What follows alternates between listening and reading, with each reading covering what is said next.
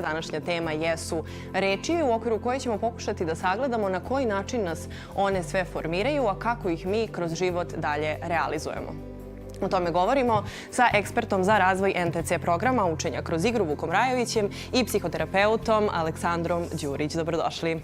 Dobar dan. Vuče, evo, imala sam ovu malu ulogu na početku emisije. Hajde da objasnimo za početak zašto je važna ta uloga, odnosno zašto je važno to jedinstvo pokreta i reči koje deca imaju i neguju. Ogleda se u tome da oni dok nešto rade, paralelno i pričaju o tome.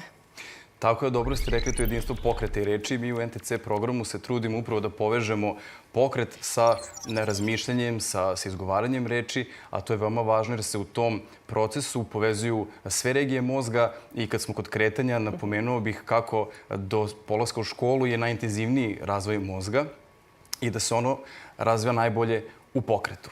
I često nam se desi kad kažemo dete nemirno, hiperaktivno u stvari, ono ima unutrašnju potrebu za kretanjem, mozak šalje poruku kreći se da bi se ja razvio. Iskoristio bih priliku da spomenem priču sa kampa koje radimo u prirodi tokom leta, gde smo, jer vidimo da deca vole da se igraju, da imaju usmerene aktivnosti, slobodne aktivnosti, poligoni i tako dalje. I zakačili smo detetu od 6 godina sat koji meri korake, meri prezine, metre, kilometre.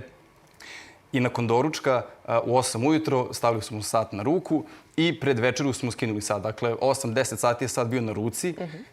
I evo sad šta mislite koliko kilometra dete prešlo za taj dan. Znači u prirodi imali smo šetnje, slobodne aktivnosti, usmerene aktivnosti, poligone, radionice, one se igraju sa vršnjacima.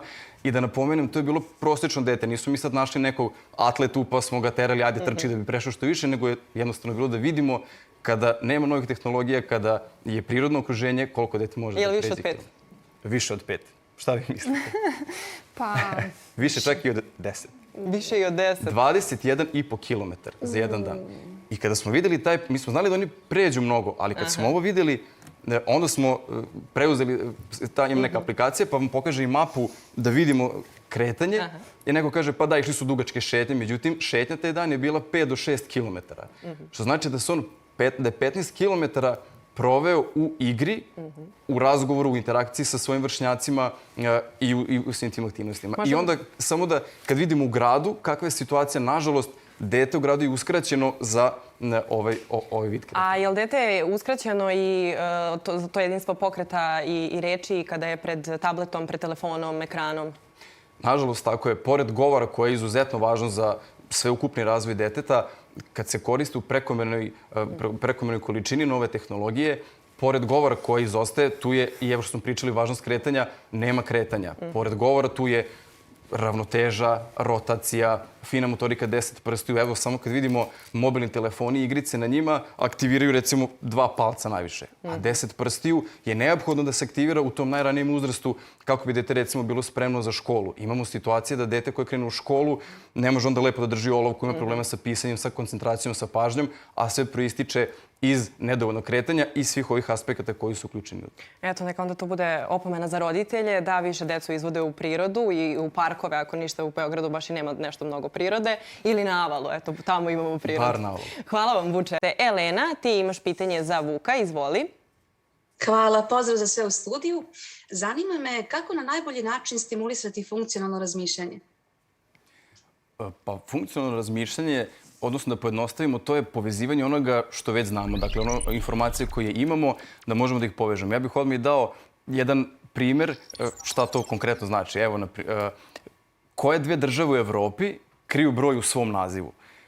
I sad, to su informacije koje svi imamo u glavi, svi sigurno to znamo, ali kad ovako postavimo pitanje, sad se dešava taj proces razmišljanja gde mozak s jedne strane nabraje u glavi sve države Evrope, s druge strane brojeve i pokušava to da uklopi.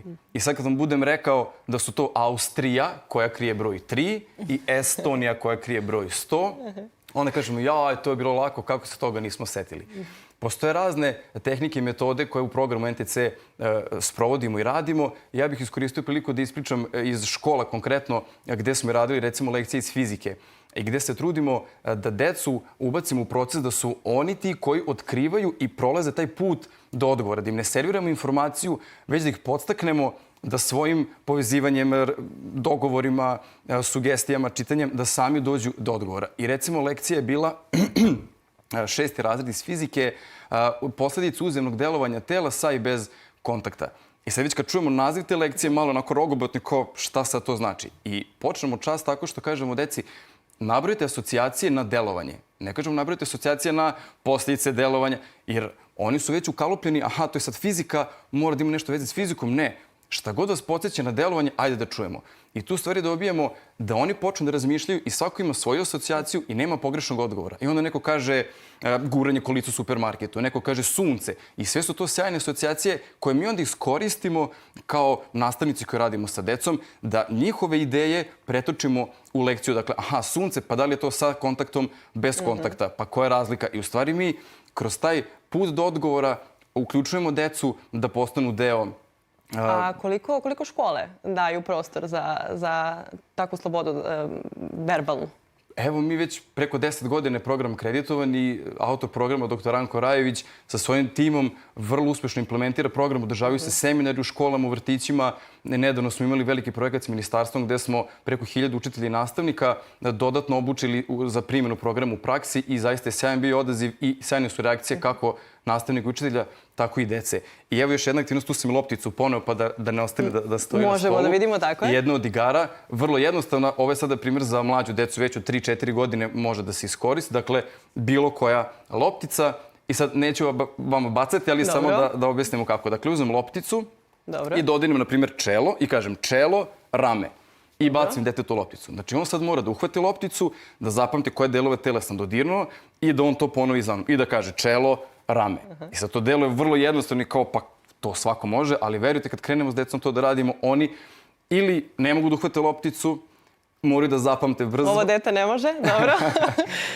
Ili uhvate i onda kažu, ili uhvate pa kažu čelo, rame, ne dodirnu delove tela. Ili uhvate pa dodirnu delove tela, ne izgovore. Dakle, nisu sinhroni svi ti pokreti i to je to jedna od primjera igara kako možemo da... Eto, i ovo neka osvane roditeljima kao, da kažemo, jedan mali recept kako da animiraju svoju decu. Samo izvini, evo mogu i odmah težu varijantu, ako ovo brzo savladaju, da isto to ponove, samo da ne kažu, na primjer, čelo, rame, nego čaplja, rakun.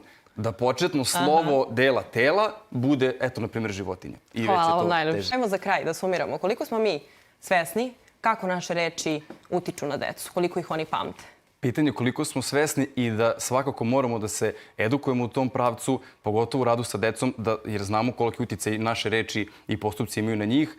I evo jedno istraživanje u Švedskoj koje je urađeno čak 84. danas je možda sličan odnos, a to je da u učionici nastavnik priča 90% vremena, a učenici svega 10% vremena. I mi se u NTC programu trudimo da sve metode igre koje radimo okrenemo tako da više vremena damo deci za razgovor, za interakciju, jer onda oni su uključeni u proces učenja, misle, a tad će i naučiti. Blago deci.